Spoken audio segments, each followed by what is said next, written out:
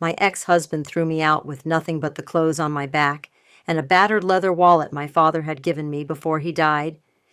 David had drained our joint account, kept the house, even taken my car, leaving me standing on the sidewalk with $200 and nowhere to go. I was 32 years old, divorced, broke, and convinced my life was over. 3 days later, I walked into a bank to open a new account with my last $50. The banker, a middle-aged man named Robert Chen, asked for identification.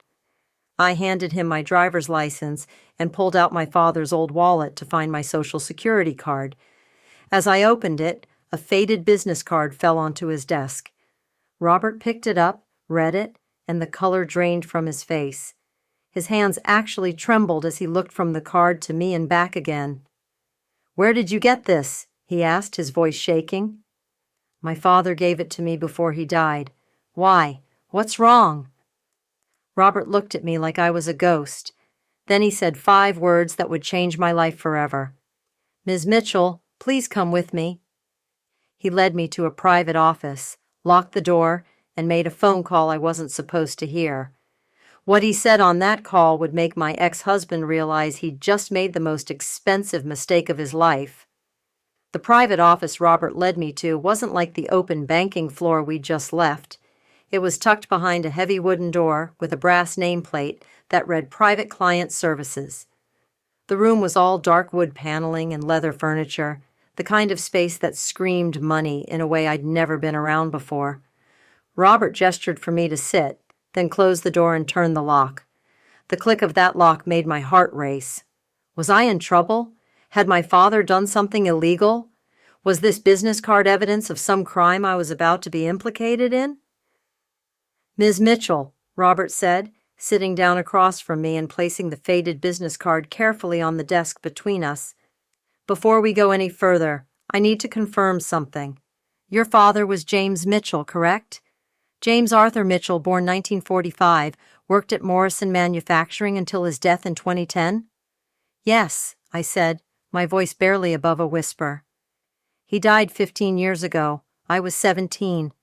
But I don't understand what this has to do with anything. That's just an old card from his wallet.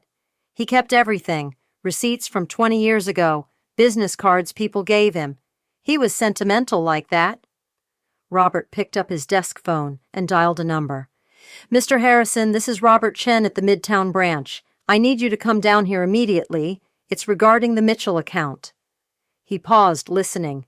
"Yes, sir. James Mitchell. His daughter is here." Another pause. "She has the card, sir. The original card." He hung up and looked at me with an expression I couldn't quite read. Awe, maybe? Or concern? "Ms. Mitchell, what I'm about to tell you is going to sound impossible, but I need you to listen carefully and try not to react until I've finished explaining." My hands were shaking. I gripped the arms of the leather chair to steady myself. "Okay. Your father, James Mitchell, was not just a factory worker. Well, he was, but that wasn't all he was.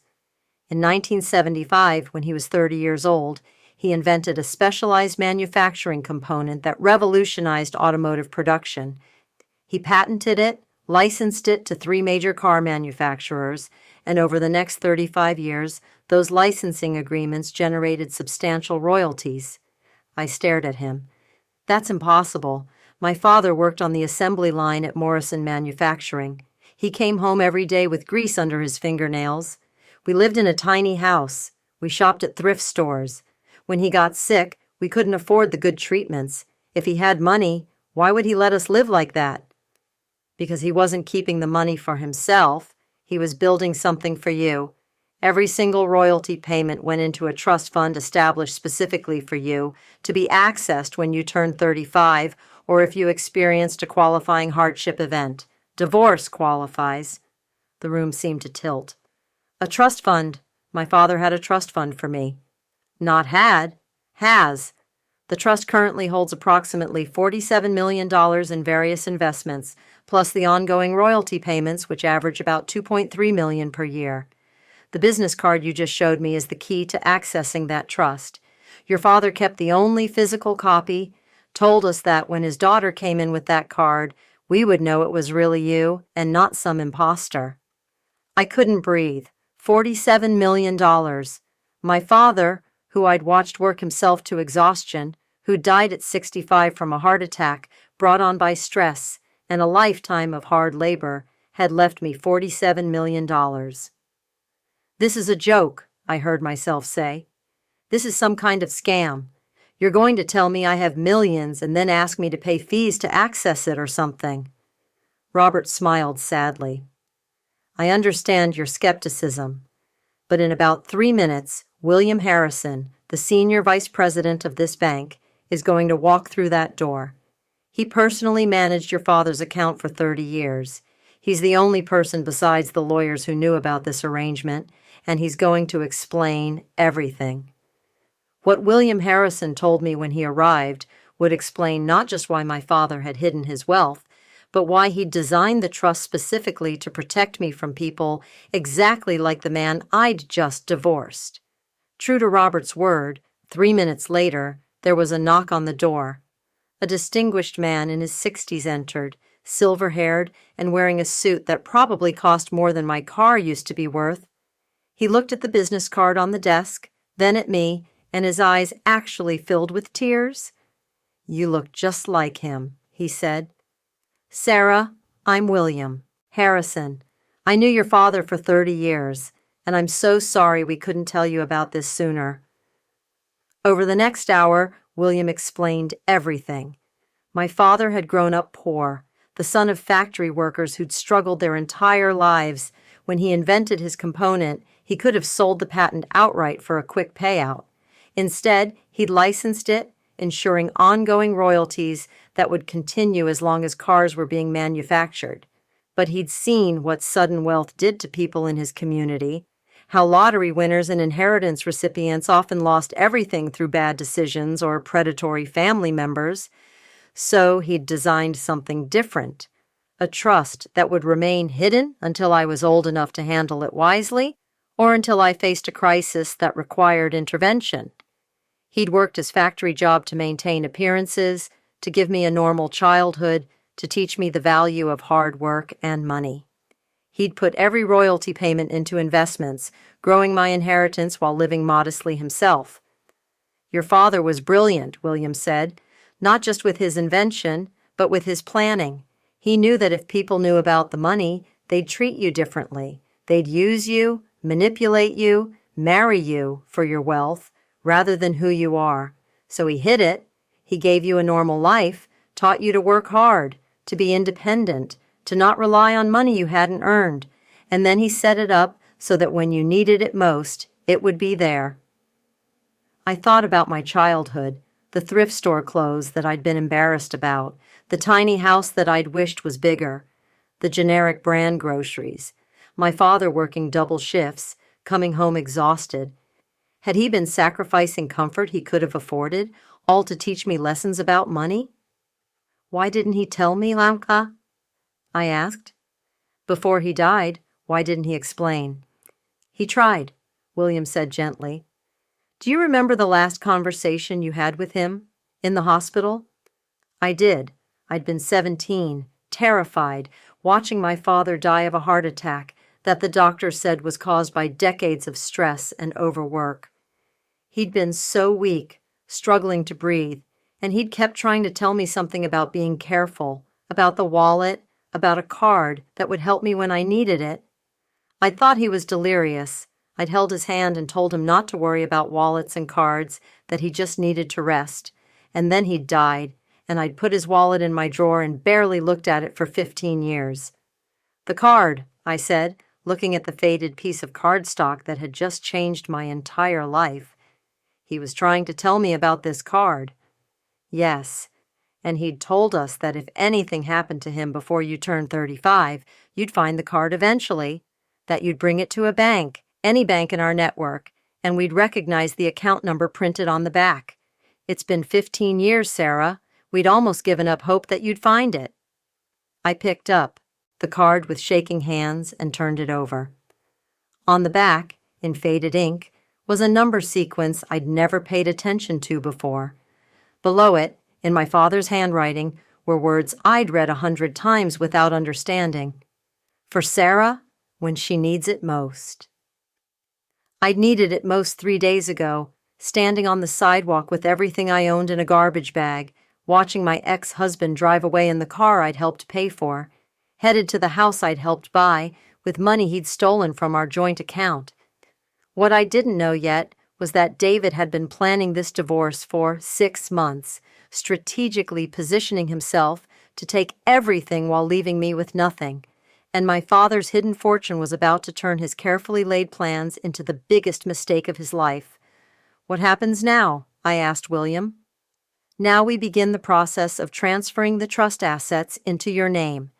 It will take a few weeks for all the paperwork, but I can arrange for immediate access to funds for your living expenses. Where are you staying currently?" "A motel," I admitted. "The Sunrise Inn on Highway 40. $40 a night, paid day by day because I don't have enough for a weekly rate." William's expression hardened. "Your ex-husband took everything in the divorce?" "Everything. The house, the savings, my car." His lawyer argued that since the house was in his name from before the marriage and the car was technically his because he made the payments, I wasn't entitled to anything. My lawyer was terrible, barely showed up to court, didn't fight for me at all. The judge ruled in David's favor on everything. And the joint account? David drained it 2 days before he filed for divorce, transferred every penny to an account in just his name. My lawyer said it would be too expensive to fight it, that I should just accept the settlement and move on. William exchanged a look with Robert that I couldn't quite interpret. "Sarah, I need to ask you something, and I need you to be completely honest. Did your ex-husband know about your father's invention, about any potential inheritance?" I thought about it. "No, I didn't even know. My father never talked about his work beyond complaining about the long hours. David met him a few times before he died, but that was it." "Why?" "Because the timing is interesting. You're 32 now, correct? 3 years away from when the trust would have automatically transferred to you regardless of circumstances. If your ex-husband had stayed married to you for 3 more years, he would have potentially had access to this wealth as your spouse." The implication hit me like a truck. "You think he divorced me because he didn't want to wait? But that doesn't make sense. He didn't know about the money." "Are you certain? Did he ever ask about your father's work? Express unusual interest in your family history? Push you to go through old family documents?" I thought back over the 5 years of my marriage. David had always been dismissive of my father, calling him a blue-collar nobody who'd never amounted to anything. He'd discouraged me from talking about my childhood, saying it was depressing, and he didn't want to hear about poverty and struggle. He'd certainly never expressed interest in my father's career or inventions. But 6 months ago, something had changed. David had suddenly become interested in my father's old belongings. He'd suggested I go through the boxes in our attic, sort out what was worth keeping. He'd been especially interested in any paperwork, anything official looking. I'd refused, saying I wasn't ready to go through my father's things yet, that it was too painful. 2 weeks later, he'd filed for divorce. "Oh my God," I said. "He knew. Somehow he knew about the money." William nodded grimly. "I suspect your ex-husband discovered information about your father's patent or the trust fund, and he made a calculated decision. Rather than stay married and risk having to share the wealth with you as an equal partner, he divorced you while you were still 3 years away from the trust transfer. He likely assumed that without the marriage, he could pursue you again after you inherited, position himself as the man who still loved you despite everything, and manipulate his way back into your life and your money. The calculation was so cold, so mercenary, that I felt sick. 5 years of marriage, and it had all been about money I didn't even know I had. Can he claim any of it now? We were married when the trust was active, even if I didn't know about it. No, the trust was established before your marriage, and the terms are ironclad. Your father's lawyers made absolutely certain that no spouse, no creditor, no one but you could ever access these funds. It's yours, Sarah, completely and totally yours. Your ex-husband gets nothing." For the first time in 3 days, I started to cry. But they weren't tears of despair anymore. They were tears of relief, of gratitude for a father who'd loved me enough to sacrifice his own comfort to build me a future, of rage at a husband who'd tried to take everything from me and failed. "I want a new lawyer," I said, wiping my eyes. "The best divorce lawyer in the state. I want to go back to court and make sure David doesn't get to keep anything he stole from me.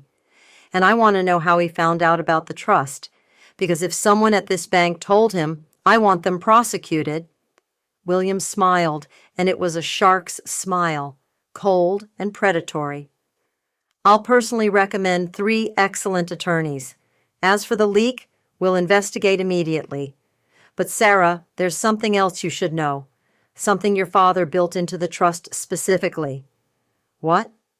"A provision that if you ever faced financial hardship due to divorce, death of a spouse, or similar circumstances, an additional fund would be released to you immediately. Your father called it the Fresh Start Fund. It's separate from the main trust, and it's accessible right now. $5 million specifically designated for you to rebuild your life when you need it most. $5 million for a fresh start." My father had thought of everything. "I'd like to access that fund," I said, my voice stronger now. "And I'd like to check out of the Sunrise Inn and into the best hotel in the city. And tomorrow, I'd like to meet with those divorce attorneys you're going to recommend." "Consider it done," William said. "Welcome to your new life, Sarah."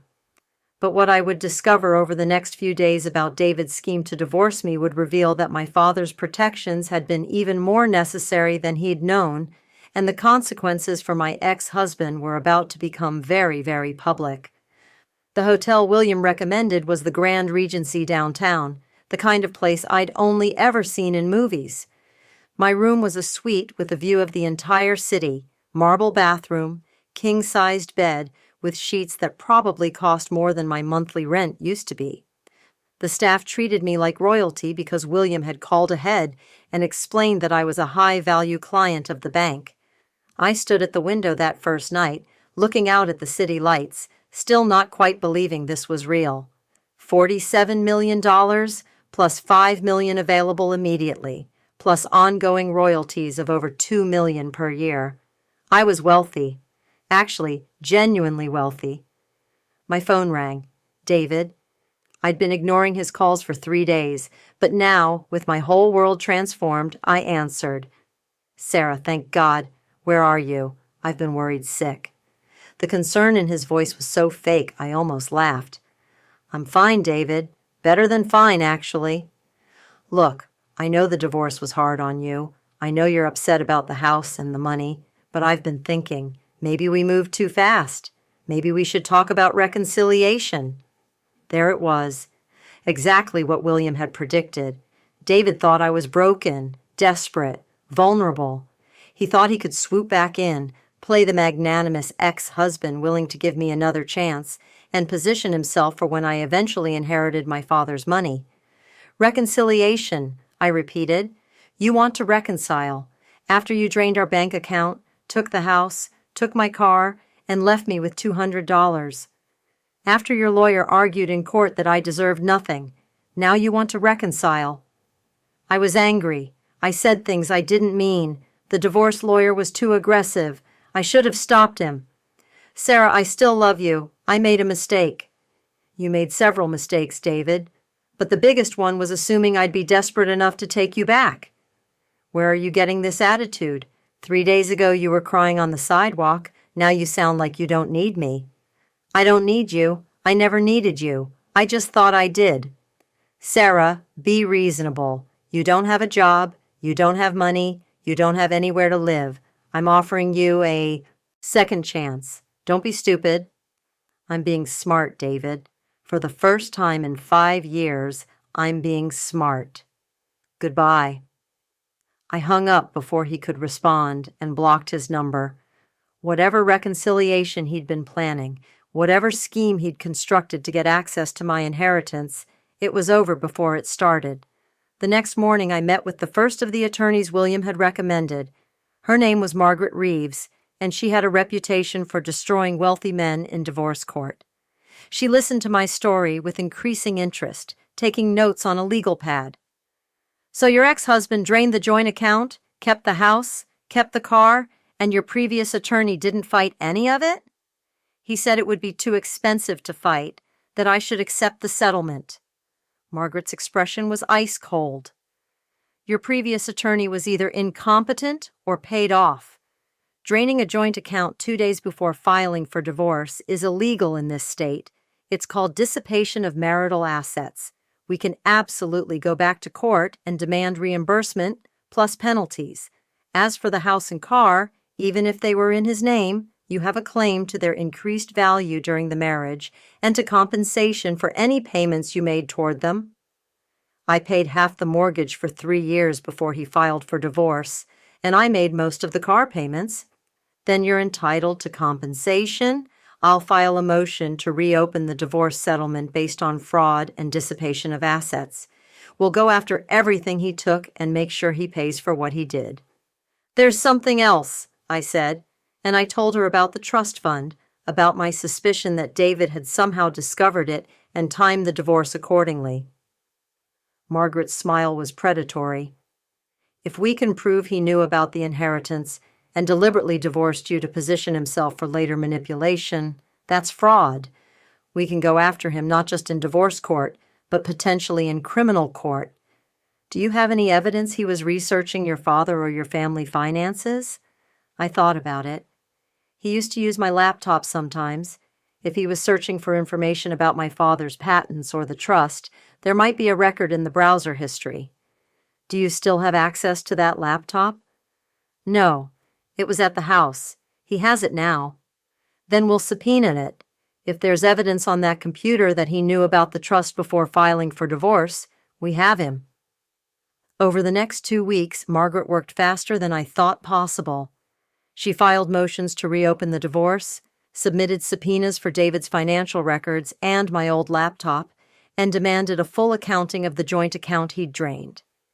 She also hired a private investigator to look into David's activities in the 6 months before the divorce. What the investigator discovered would prove that David's betrayal went far deeper than I'd imagined, and the evidence we found on my old laptop would give us everything we needed to destroy him in court and possibly send him to prison. The investigator's name was Marcus Webb, a former FBI agent who specialized in financial crimes. He came to my hotel suite 2 weeks after I'd hired Margaret, carrying a thick file folder. "Ms. Mitchell, I need to show you something, and I apologize in advance because this is going to be difficult to see." He opened the folder and pulled out a series of photographs. David, at restaurants I'd never been to, with a woman I didn't recognize. David, holding hands with this woman in a park. David, kissing this woman in a parking garage. "Her name is Jennifer Hartley," Marcus explained. "She works as a paralegal at the law firm that represented your ex-husband in the divorce.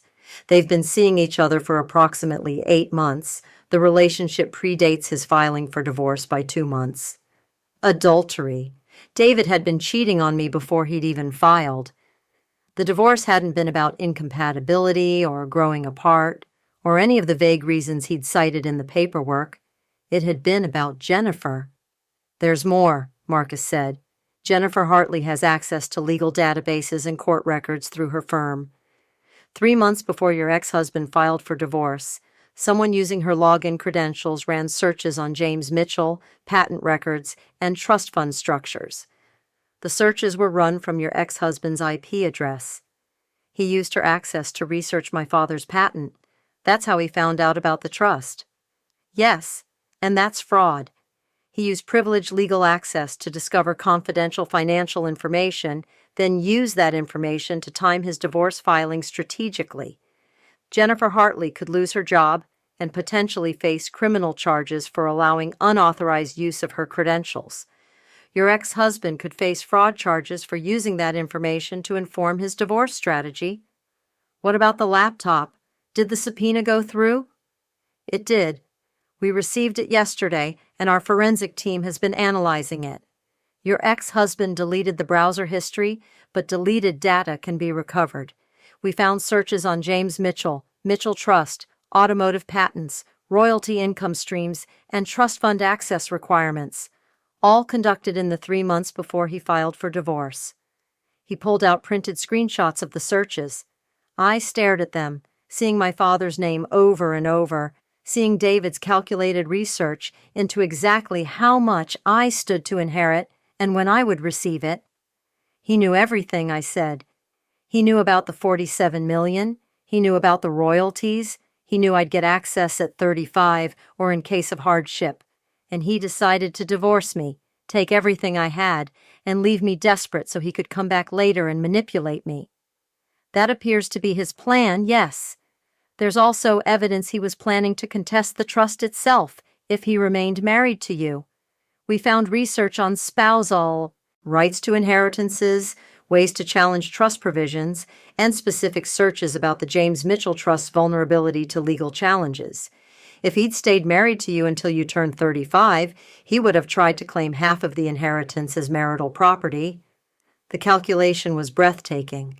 David had researched every angle, planned every move, and made the decision that divorcing me now and manipulating me later was more profitable than staying married and fighting for the money in court.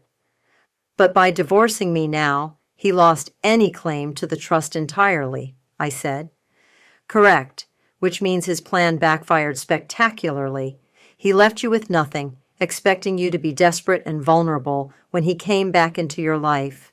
Instead, you discovered the trust, got access to millions of dollars, and hired attorneys who uncovered his entire scheme. What happens to him now? Marcus smiled. That depends on how aggressive you want to be. We have evidence of fraud, adultery, illegal use of legal databases, and dissipation of marital assets. Margaret can use all of this to reopen the divorce and get you compensation for everything he took. The state attorney might also be interested in the fraud angle, particularly the unauthorized use of legal database access. I want to be very aggressive, I said. I want him to regret ever thinking he could use me like this.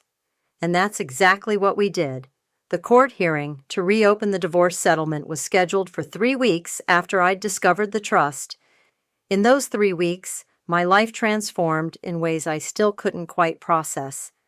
I'd moved from the hotel into a beautiful furnished apartment in the city's best neighborhood, hired a personal assistant to help manage the sudden influx of financial decisions, and spent hours with William Harrison learning about my father's investments and the ongoing royalty structure. But the most important transformation was internal. I wasn't the broken woman David had left on the sidewalk anymore. I was James Mitchell's daughter, and I finally understood what my father had been trying to teach me all those years. Money wasn't about comfort or status. It was about power and protection. My father had lived modestly to teach me that wealth didn't define worth. But he'd built that wealth specifically to ensure I'd never be powerless when someone tried to take advantage of me. David had tried to take advantage of me, and he was about to learn exactly how powerless that made him. Margaret had filed a motion to reopen the divorce based on fraud, dissipation of assets, and newly discovered evidence of adultery. The motion included every piece of evidence Marcus had uncovered: the deleted browser searches, the affair with Jennifer Hartley, the unauthorized database access, the timeline proving David had planned everything months in advance.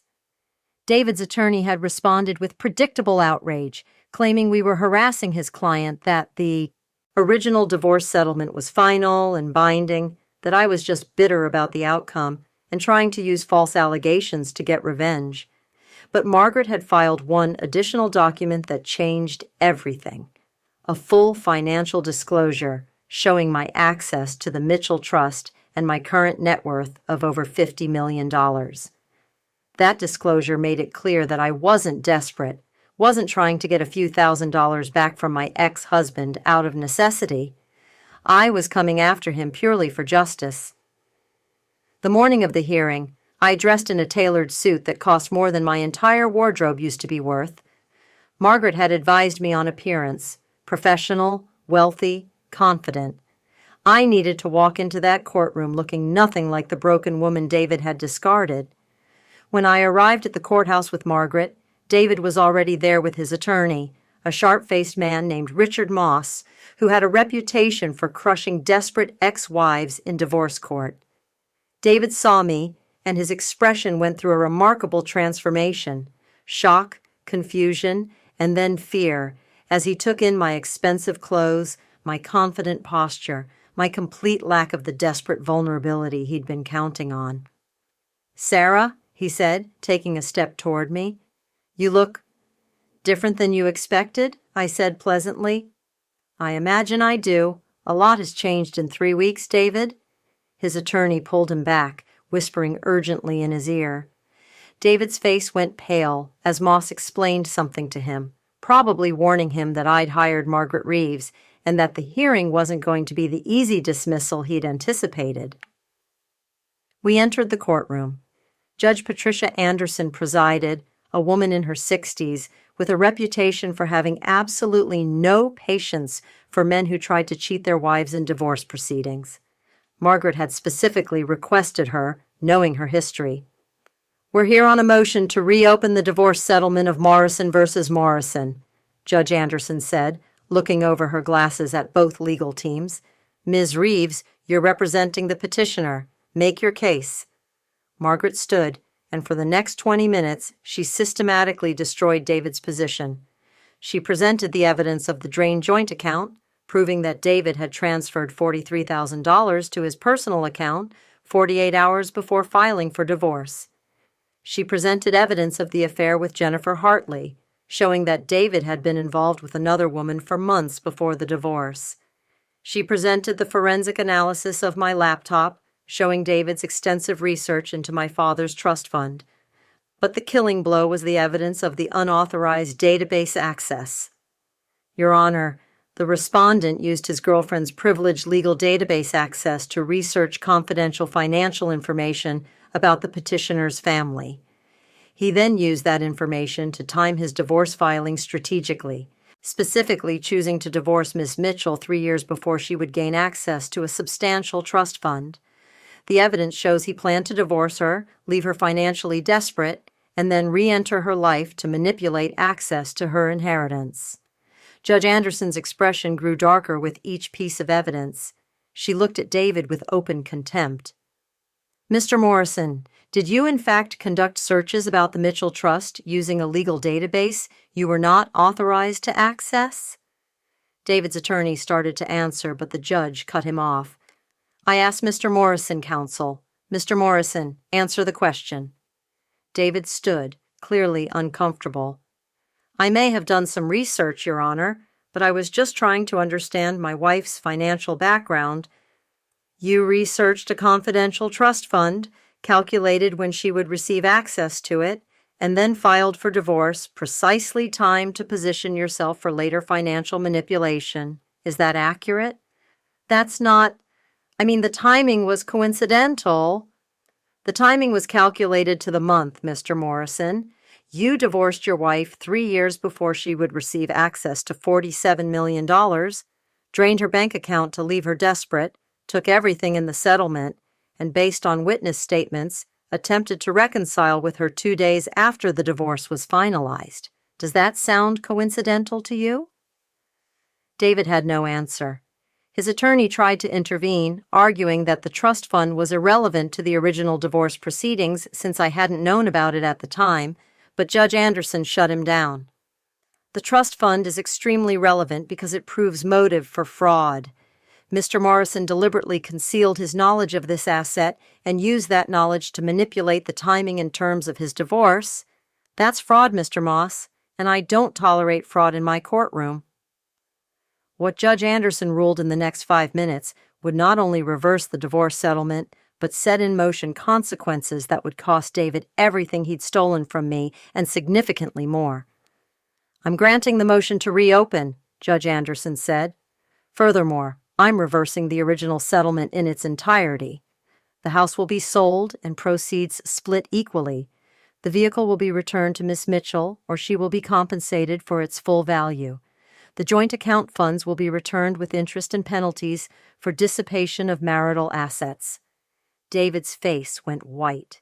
His attorney was frantically scribbling notes, trying to formulate an objection. "Additionally," the judge continued, "I'm awarding Ms. Mitchell compensatory damages of $100,000 for emotional distress caused by fraudulent divorce proceedings, and I'm referring this case to the state attorney's office for investigation of potential criminal fraud charges related to the unauthorized use of legal database access." "Your Honor, that's excessive," Moss began. "What's excessive, Mr. Moss, is your client's behavior. He committed fraud, adultery, and financial abuse. He used privileged legal information to manipulate his divorce timing. He left his wife destitute while hiding the fact that he knew she would eventually inherit millions. If anything, I'm being lenient. This hearing is adjourned." The gavel came down. David stood there stunned as Margaret gathered her papers with a satisfied smile. I felt a wave of vindication so strong it was almost physical. My father's protection had worked exactly as he'd planned. David's scheme had failed spectacularly. As we left the courtroom, David tried to approach me one more time. "Sarah, please, we can work this out. I made mistakes, but you don't have to destroy me." "I'm not destroying you, David. I'm just making sure you don't get to keep what you stole. There's a difference. The criminal investigation, that could ruin me. I could lose my job, my reputation." "You should have thought about that before you used your girlfriend's legal access to research my family's private financial information. You committed fraud, David. You just have to live with the consequences." His attorney pulled him away before he could say anything else, and Margaret and I walked out of the courthouse into the bright afternoon sunlight. "That went better than I expected," Margaret said. "Judge Anderson was ruthless. The criminal referral was a surprise, but a welcome one. If the state attorney pursues charges, your ex-husband could face serious consequences." "Good," I said. "He deserves serious consequences." Over the next 2 months, the full weight of those consequences became clear. The house was put up for sale and sold for $780,000. My half of the proceeds was $390,000, plus the $43,000 returned from the joint account, plus the $100,000 in damages, plus the value of my car, which David couldn't return because he'd already sold it. Total compensation, over $550,000. But the money was the least of David's problems. What the state attorney discovered during the criminal investigation would expose not just David's scheme against me, but a pattern of behavior that would implicate his girlfriend's law firm and lead to consequences none of us had anticipated. The state attorney assigned to the case was a woman named Rachel Torres, and she took the unauthorized database access very seriously. She subpoenaed records from Jennifer Hartley's law firm, looking for evidence of how David had gained access to the legal databases. What she found was worse than anyone expected. Jennifer Hartley hadn't just given David her login credentials. She'd been running searches for him on multiple clients, gathering confidential information that David had been using for various schemes. The legal database access wasn't a one-time thing for my case. It was an ongoing pattern of criminal behavior. The law firm, realizing the liability they faced, immediately fired Jennifer and turned over all records of the unauthorized searches. Those records showed that David had been using confidential legal information to inform his business decisions, his investments, and his personal relationships for at least 2 years. Rachel called me to update me on the investigation 6 weeks after the court hearing. "Ms. Mitchell, I wanted to let you know that we're filing criminal charges against both your ex-husband and Jennifer Hartley. The charges include fraud, unauthorized access to confidential information, and conspiracy to commit fraud. Your case was the most egregious example, but it's part of a larger pattern of criminal behavior. What kind of sentence are we looking at?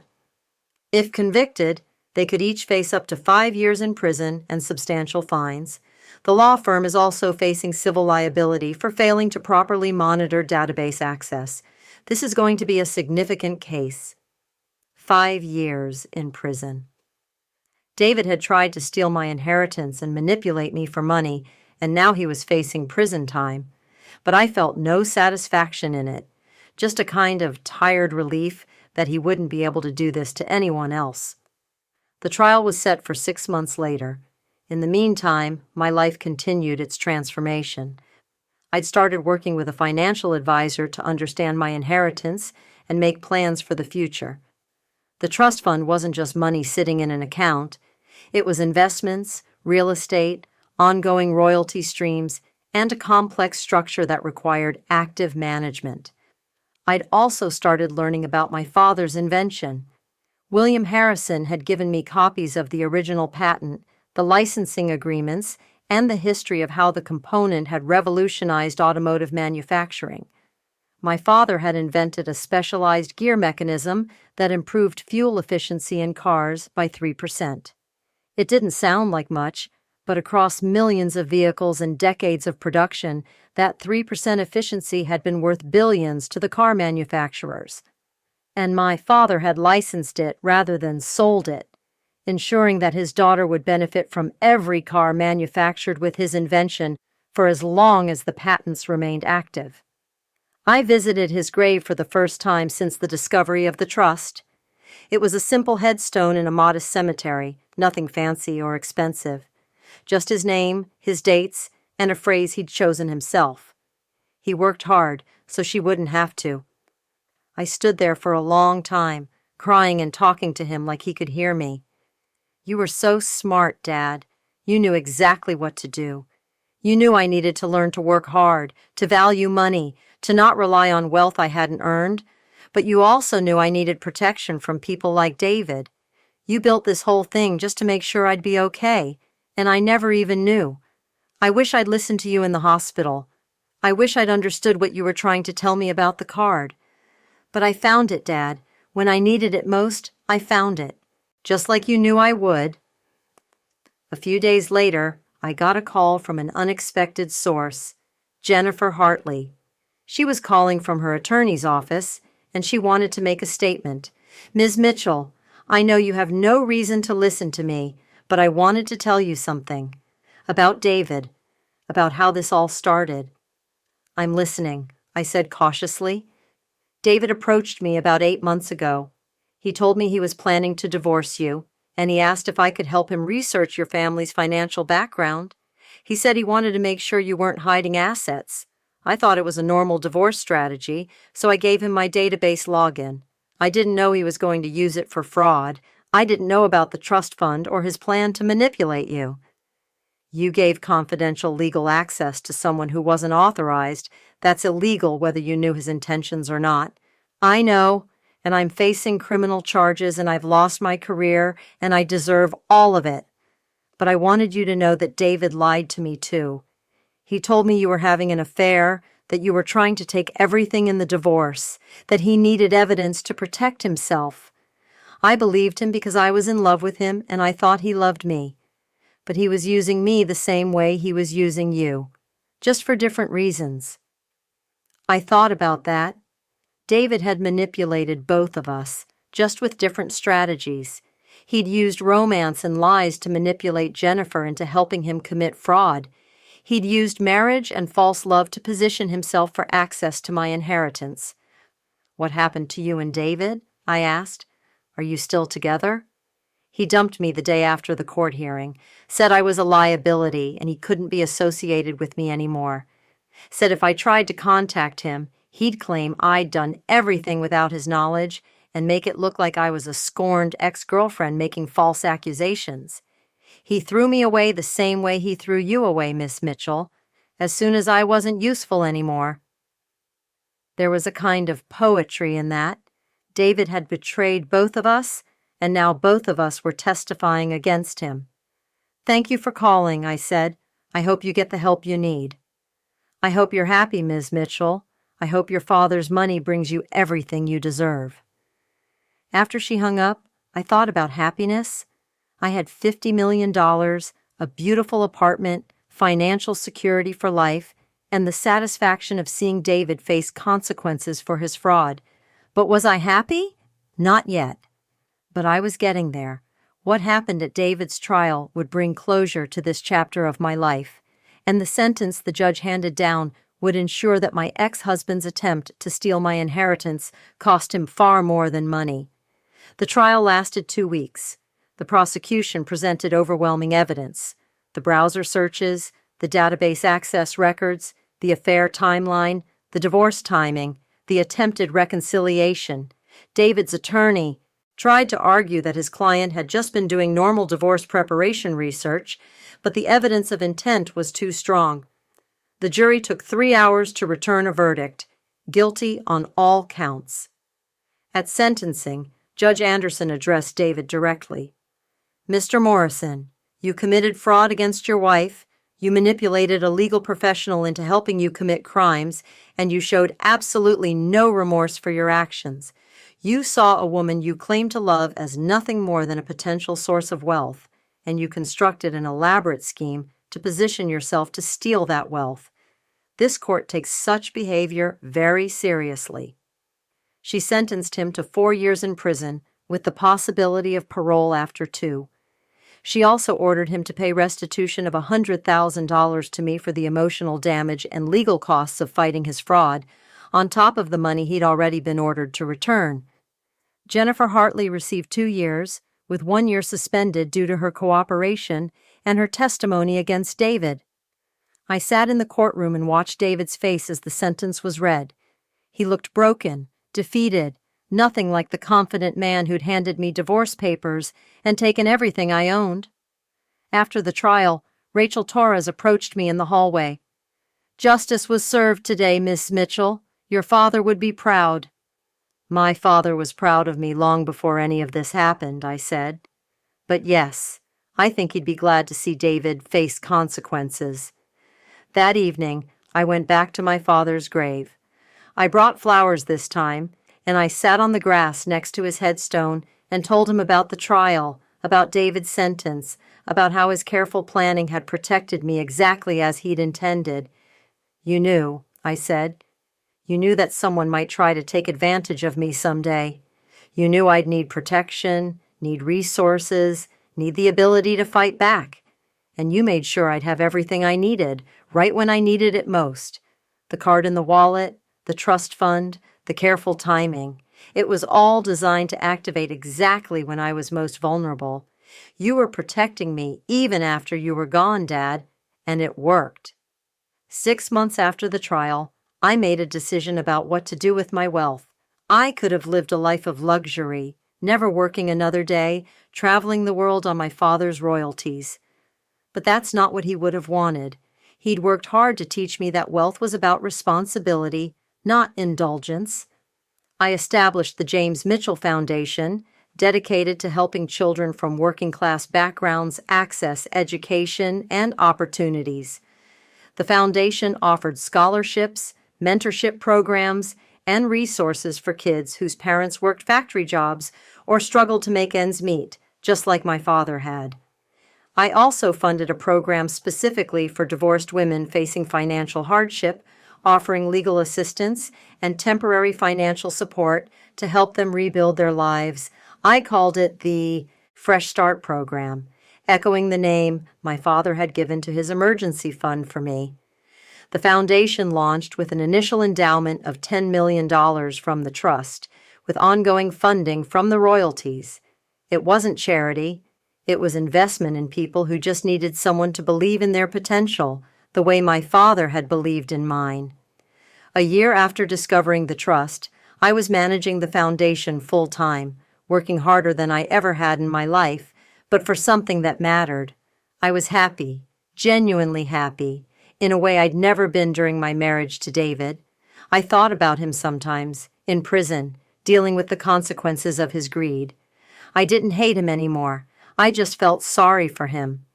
He'd had a chance at a genuine relationship, at real love, at building a life with someone, and he'd thrown it all away because he valued money more than people. My father had valued people more than money, even though he had more of it than almost anyone knew. He lived modestly, worked hard, and saved every penny so that his daughter would have security and freedom. And he'd designed it all to activate precisely when I needed it most, when I was at my lowest point, when the business card in the old wallet would lead me to discover that I was loved and protected even after he was gone. I kept that business card in a frame on my desk at the foundation office. It was faded and worn, just a piece of cardstock with an account number on the back and my father's handwriting, for Sarah, when she needs it most. I'd needed it, and it had been there, just like he promised. My ex-husband threw me out with nothing, thinking I was powerless and he could manipulate his way back into my life when I inherited money he thought I didn't know about. But my father had known.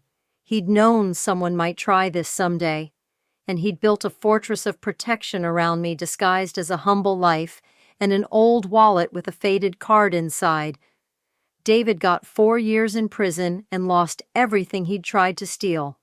I got my father's legacy, my self-respect, and the knowledge that I'd been loved more deeply than I'd ever understood. And every child who receives a scholarship from the James Mitchell Foundation gets a little card with their award that says, "Your potential matters more than your circumstances. Work hard, be kind, and remember that someone believes in you." Because that's what my father taught me, not through lectures or lessons, but through a lifetime of sacrifice I hadn't understood until it was too late to thank him. But I could honor him. I could use what he'd built to help others the way he'd helped me. I could make sure his legacy wasn't just money in a trust fund, but real change in real lives. If Sarah's story of a father's protection and an ex-husband's failed scheme resonated with you, hit that like button. My favorite moment was when the banker's hands shook as he recognized the card and realized who Sarah's father really was. What was yours? Drop it in the comments. And if you've ever felt powerless or taken advantage of, remember that sometimes the people who love us are protecting us in ways we don't even know. Subscribe for more stories about hidden legacies and the consequences of greed.